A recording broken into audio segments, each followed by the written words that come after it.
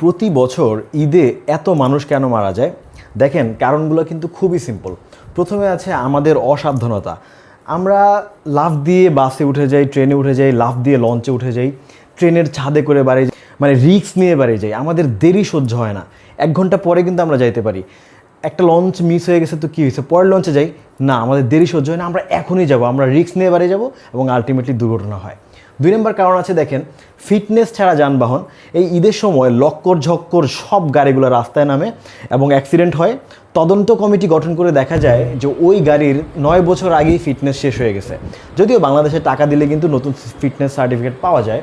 3 নম্বরে আছে লাইসেন্স ছাড়া ড্রাইভার বা অদক্ষ ড্রাইভার। এদেরকে বলতে পারেন আপনি সিজনাল ড্রাইভার। প্রতি বছর ঈদের সময় এরা রাস্তাঘাটে গাড়ি চালাতে নামে এবং অ্যাক্সিডেন্ট করে। 4 নম্বরে আছে আপনার অব্যবস্থাপনা বা দুর্নীতি। এই যে দেখেন, লক্কর ঝক্কর ফিটনেস ছাড়া গাড়ি এবং আপনার লাইসেন্স ছাড়া ড্রাইভার কিন্তু রাস্তাঘাটে দেখা যায় এবং এরা কিন্তু টাকার বিনিময়ে ছাড়া পেয়ে যায় এবং আলটিমেটলি দুর্ঘটনা হয়, মরি হচ্ছে আমরা সাধারণ মানুষ। 5 নম্বরে আছে অতিরিক্ত জনসংখ্যা। এই একটা সমস্যা, এইটা হচ্ছে বাংলাদেশের সবচেয়ে বড় সমস্যা। প্রত্যেকটা জিনিসের সাথে এই সমস্যাটা জড়িত এবং প্রত্যেকটা জিনিসের সাথে এটার ডিরেক্ট কানেকশন আছে। প্রত্যেকটা বাংলাদেশের সমস্যার সাথে এইটার ডিরেক্ট কানেকশন আছে। সো আপনি কি মনে করছেন সেটা কিন্তু আমাকে কমেন্টে জানাবেন।